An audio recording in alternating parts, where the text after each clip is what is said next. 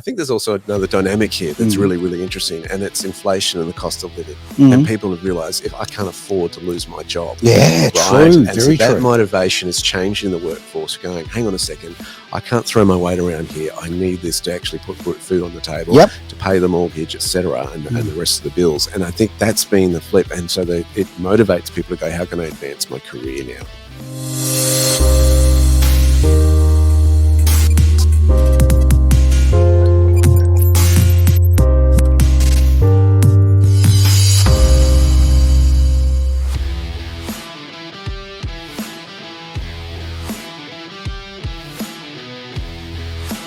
There's some saying that there's a shift of power going on. News.com.au said that the dread that employers have had is that that employees no longer are calling the shots of the workplace, and it's the employers now. Good to see that flip a little bit. You could imagine, of course, with lockdowns going on, people working from home, and you could do it in your pajamas. It was fun, right? It was really, really good. And I've never stopped, mate. Come on. I work from home. I run my own business from home, that sort of stuff. I enjoyed it for the fact that I didn't have to explain that I run a business from home. I could just say, if I didn't want to tell someone what I was doing, I work from home, and it was accepted finally, instead of getting strange looks. But what it's meant now is that people applying for jobs have to really think now, who am I serving? Is the employer serving me, or am I serving the employer? Yeah, look, I know of a few friends who are actually having that sort of problem at the moment. And I think, ultimately, look, an employer has the right to ask for specific things. They are paying you. They are putting, they're spending money in infrastructure and so forth to make that happen for you. So, I like everything. It's a balance. But I think that, yes, with the Great Wu flu, the balance flew the other way far too much. And unfortunately, some of those members of society that perhaps, they exploited it. Like I said before, I mean, it's a position of being able to exploit it and make all the benefit for them, where, you've got to understand, like, okay, if you've got a business or even a government department or whatever, you've got to look at the greater good there. I think there's also another dynamic here that's really, really interesting, and it's inflation and the cost of living. And people have realised, if I can't afford to lose my job. Yeah, right? True, and very so that true. motivation is changing the workforce, going, hang on a second, I can't throw my weight around here. I need this to actually put food on the table, to pay the mortgage, etc., and the rest of the bills. And I think that's been the flip. And so it motivates people to go, how can I advance my career now?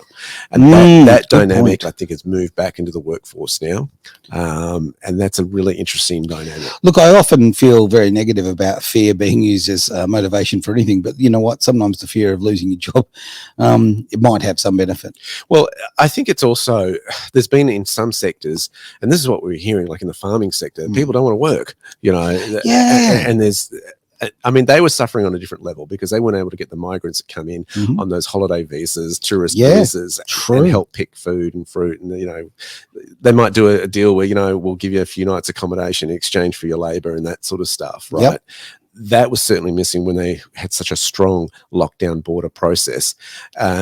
Now we're getting to a point where employers have been saying, we aren't short of work. Migrants have been let into the country, don't have enough infrastructure for them in terms of housing. And you've got this dynamic where prices have been pushed up in terms of housing. And then people are going, well, hang on a second, I've got to think twice before I just throw my weight around in the workplace. Well, also a lot of the migrants, certainly not all of them, but a lot of migrants are coming into this country and they're unskilled, right? Okay. And they're not going for those jobs. Now, but they are motivated. Well, what's their motivation? Well, I'll tell you this, right? We have seen a pattern in the past where migrants are more likely to build wealth than somebody who's born in Australia of a few generations. That is a very good point. Right? Yeah. Because they have left their home, they have left their country, they've left their family, they've left their friends and their networks, and they're going to have a go of it. And it's kind of like, what am I going to do? So there's a lot of motivation for a migrant to make a go of it. Oh, look, that's what America was basically built on, let's face it, right? And you're also facing the difference in currency. So we've had a very strong Australian dollar over the years. Sure. Right? If you're coming from an economy that has a weaker exchange rate compared to what you're moving into, your wealth that you've accumulated in that foreign country is certainly watered down when you cross that border. True. So especially if you've got families, kids, there's a big motivation there to make something of it. Because what your money used to buy you in your former country isn't buying that for you over here. True. And the flip side of that, I mean, I met someone recently who has come from a rather affluent country, and then they've come here, and obviously they are doing very, very well. So, because of the difference in currency, so it works in both directions. It does. But I tend to agree. The main is what you're talking about, and definitely that kind of issue.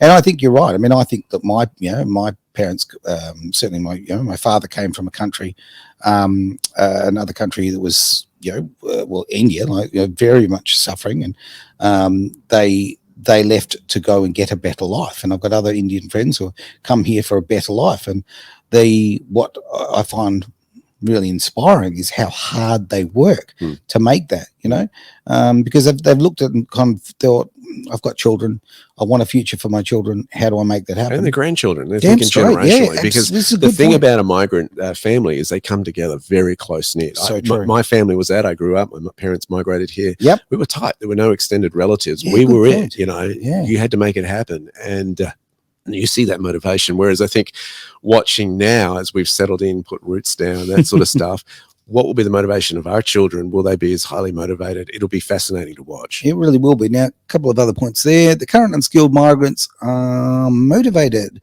to get the dole and have more kids and to walk around the local park for hours on end. Well, that could be your experience, mate. And I tend to think you're not alone on that experience.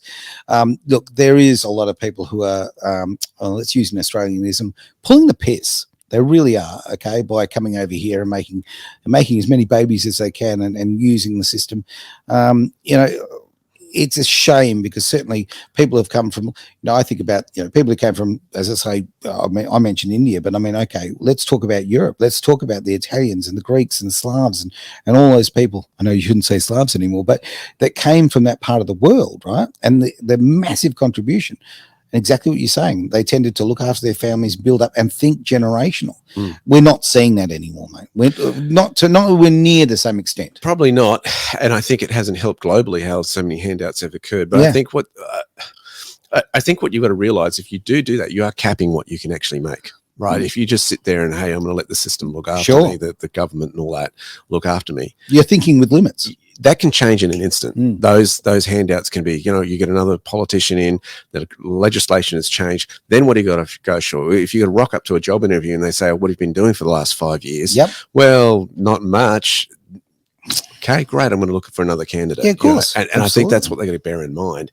And getting out of that employee mindset is hard too. I mean, not everybody is cut out to be an entrepreneur. I'm going to say that, it's not everybody's call, but boy, if you've got the gift for it, you are taking on risk, but boy, you can have a huge reward if you can pull it off. Yeah, thoroughly agree.